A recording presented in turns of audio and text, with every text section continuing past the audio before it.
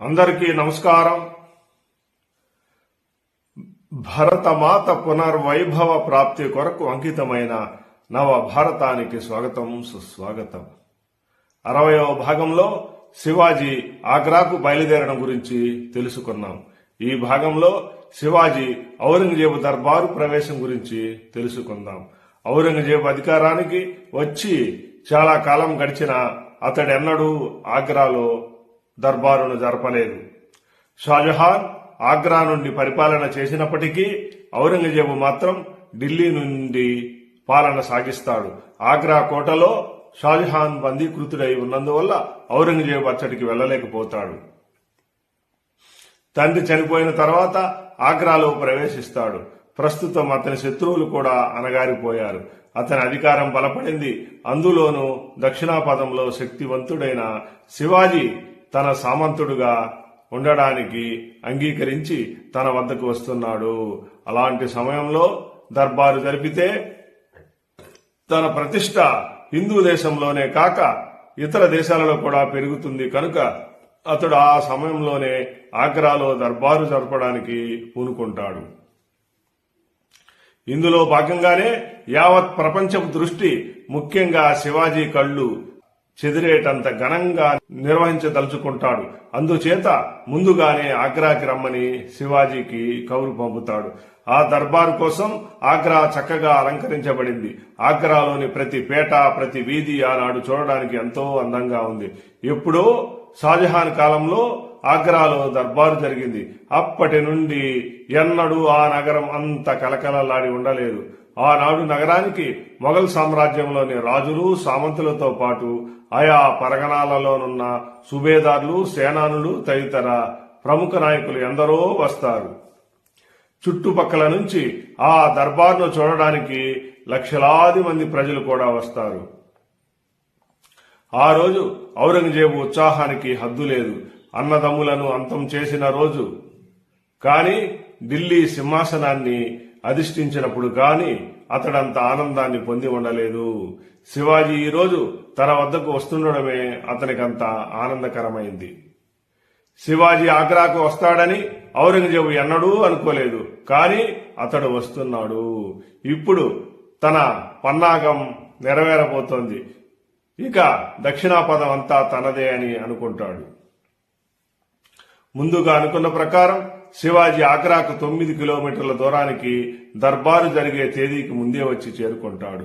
కాని ఔరంగజేబు మర్యాద మన్ననల నాటకంలో అక్కడ ఒక అంకం సమాప్తమై మరొక అంకానికి తెరలేస్తుంది. ఆగ్రా దర్బారు యొక్క అప్పటి ఆచారం ప్రకారం ప్రముఖుడైన అతిథి వచ్చినప్పుడు పాదుషాకు ప్రతినిధిగా వజీరు కాని, ఆ స్థాయికి చెందిన ఉన్నతాధికారి కాని నగరం వెలుపలకు పోయి స్వాగతం పలికి నగరంలోకి తీసుకుని వచ్చి అతని స్థాయికి తగినటువంటి వసతి సౌకర్యం ఏర్పాటు చేయాలి. తరువాత పాదుషా సన్నిధికి తీసుకుని వెళ్ళాలి. కాని శివాజీని స్వాగతించడానికి పాదుషా ప్రతినిధిగా ఎవరూ రాలేదు. రామ్ సింగ్ సేవకుడైన మున్షి గిరిధర్ లాల్ శివాజీని ఆహ్వానించడానికి వస్తాడు. దానికి శివాజీ నిర్గాంతపోతాడు. ఆగ్రాలోని మూలక్ చంద్ సత్రంలో శివాజీకి బస ఏర్పాటు చేయబడుతుంది. రామ్ సింగ్ ను కూడా శివాజీని స్వాగతించడానికి వెళ్లనీయకుండా అతడికి అదే సమయానికి వేరే పనిని పాదుషా పురమాయిస్తాడు. తరువాతి రోజు జైసింగ్ యొక్క కుమారుడు రామ్ సింగ్ శివాజీని కలుసుకుంటాడు. శివాజీ యొక్క వ్యక్తిత్వానికి, మాట తీరుకు రామ్ సింగ్ ఆకర్షితుడవుతాడు. జైసింగ్ తన కుమారునికి రాసిన లేఖలో శివాజీని ఎలా చూసుకోవాలో, ఎలా గౌరవించాలో, అతని రక్షణ గురించి తీసుకోవలసిన జాగ్రత్తల గురించి ముందుగానే తెలిపి ఉన్నాడు. ఆ రోజు అంటే సామాన్య శకం 1666 మే 12వ తేదీ ఆగ్రా నగరమంతా కోలాహలంగా ఉంది. ఎక్కడ చూసినా గుర్రాలు, ఏనుగులు, ఒంటెలు, బండ్లు కనిపిస్తున్నాయి. ప్రజలతో ఆగ్రా నగరం కిటకిటలాడుతుంది. ఆగ్రా నగరంలోని ప్రతివారు దర్బారు గురించి మాట్లాడుకుంటున్నారు.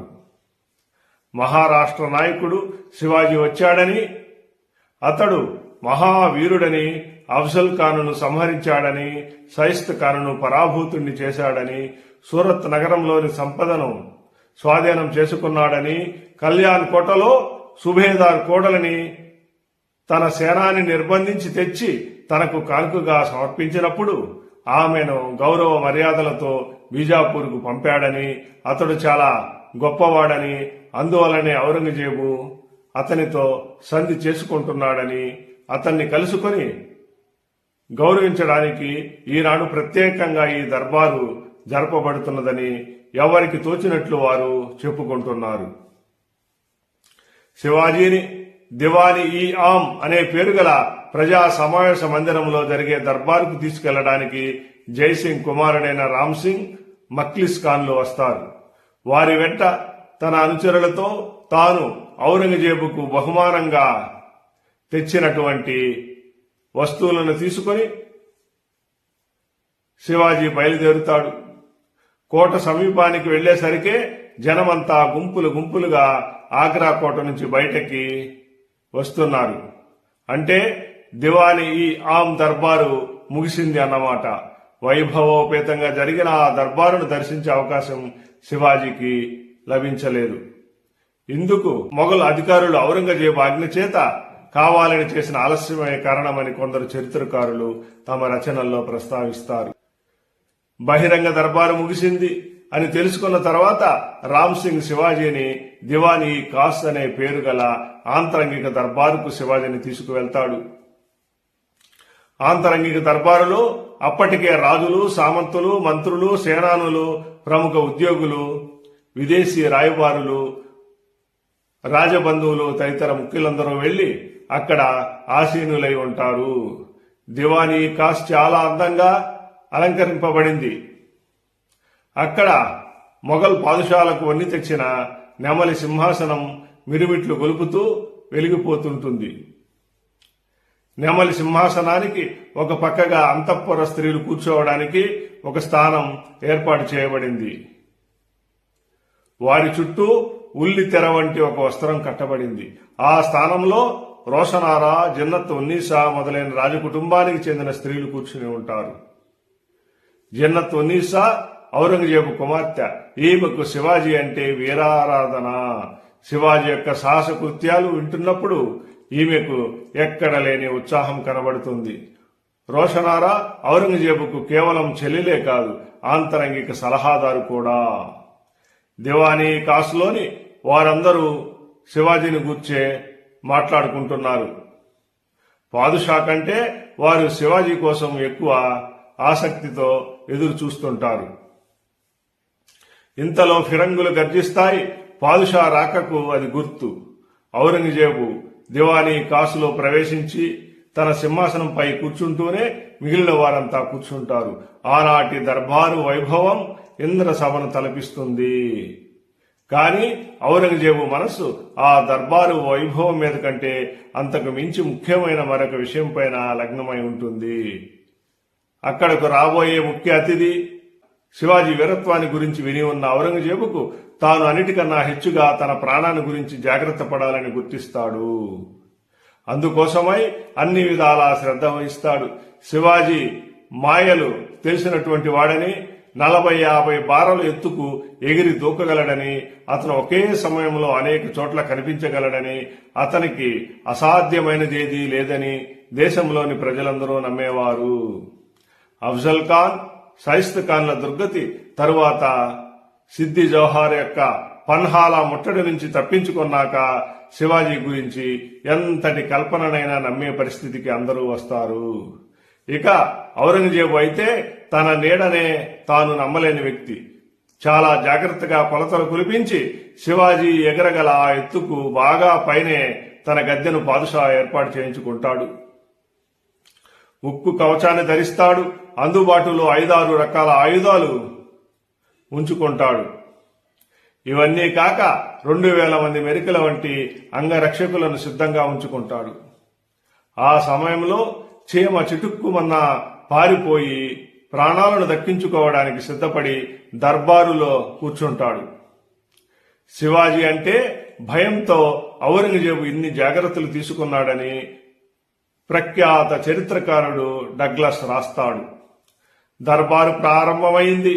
అచ్చటనున్న ప్రతివారు పాదుషాకు కానుకలు సమర్పిస్తారు. తలను నేలకు తాగేటట్లు వంగి 3 సార్లు సలాం చేస్తారు.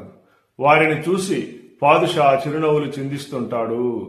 శివాజీ రాకను విన్న ఔరంగజేబు అతనిని లోపలికి తీసుకుని రమ్మని బక్షి అసద్ ఖాన్ను పంపిస్తాడు. అసద్ ఖాన్ వచ్చి శివాజీ సంభాజీలను దర్బారులోకి తీసుకువెళ్తాడు.